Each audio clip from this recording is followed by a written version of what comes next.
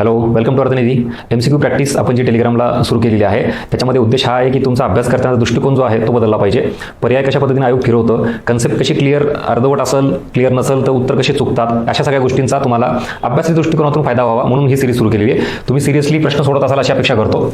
पुढचा प्रश्न घेऊयात आपण आज. त्यामधला प्रभावी महसुली तूट म्हणजे टिमोटिमो काय, इफेक्टिव्ह रेव्हेन्यू डिफिसिट. आता कन्सेप्ट आहे, तुम्ही मागच्या प्रश्नपत्रिका काढा. बऱ्याच वेळा सार्वजनिक वित्तामधल्या तुटीच्या संकल्पना आयोगाने विचारल्या आहेत. त्यामध्ये वेगवेगळ्या संरचनात्मक तूट, प्राथमिक तूट, महसुली तूट, भांडवली तूट, राजकोषीय तूट अशा सगळ्या संकल्पना आयोगाने विचारल्या आहेत. पण तरीही आपलं अजूनही कन्फ्युजन जर असेल तर आपण पुढच्या येणाऱ्या परीक्षेमध्ये प्रबळ दावेदार जे म्हणतो स्वतःला की मला पोस्ट मिळवायचीच आहे, तर पॉसिबल आहे का ते तुम्हाला या प्रश्नावर लक्षात येईल.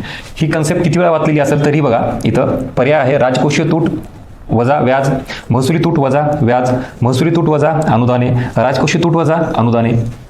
तिथल्या तिथं सगळे हे ऑप्शन आहेत. त्याच्यामध्ये बरोबर देण्याचं प्रमाण बघा फक्त 43%. बाकी याचा अर्थ उरलेला नियर अबाउट जवळपास 60% विद्यार्थी याचं उत्तर चुकतायत. का? कारण माहिती कन्सेप्ट आहे पण परफेक्ट माहीत नाही. म्हणजे तिथं मी तुम्हाला हा माझा रिव्ह्यू दिला आहे जे की तुम्हाला हेल्पफुल ठरेल.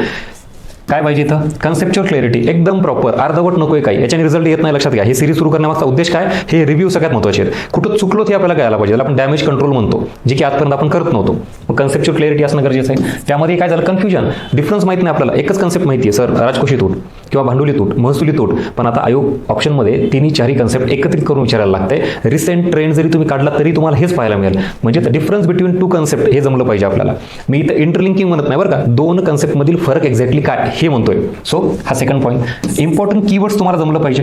कसलं कीवर्ड हे येतं, व्याज कशातून मायनस करायचं, अनुदान कशातून मायनस करायचं, ह्याला मी इम्पॉर्टंट कीवर्ड्स म्हणतोय. व्याज, अनुदाने हा प्रकार काय, आणि शेवटी सगळ्यात महत्त्वाचं परफेक्शन. हे आपल्या आत्ताच्या अभ्यासातूनच निर्माण झालं पाहिजे, उगाच नंतर नकोय. आता अभ्यास करतानाच तुम्हाला ह्या कन्सेप्ट अशा पद्धतीने क्लिअर करायच्यात की बघा इथं ही राजकोषीय तूट वजा व्याज जे आहे ही कन्सेप्ट नेमकी कुठली मला कमेंट बॉक्समध्ये सांगा.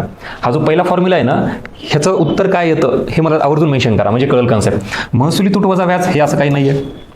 महसुली तूट वजा व्याज अनुदान केलं एक्झॅक्टली आपल्याला काय म्हणते, प्रभावी महसुली तूट म्हणते. आता राजकोषीय तूट वजा अनुदान हे पण असं काहीच नाहीये. म्हणजे दोन ऑप्शन हे चुकीचे आहेत. हा ऑप्शन आता कुठल्या तुटी संदर्भात आहे मला तुम्ही कमेंट बॉक्समध्ये मेन्शन करा.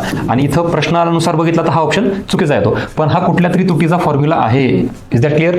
So this is all about different types of deficit. हे आपल्याला क्लिअर असणं अपेक्षित आहे. त्या संदर्भातील हा प्रश्न. होप सो तुम्हाला सगळ्या गोष्टींचा हा डेव्हलपमेंटसाठी फायदा होतोय. नक्की करून घ्या. येणाऱ्या परीक्षेत तुम्हाला याचं रिफ्लेक्शन दिसून येईल. थँक्यू.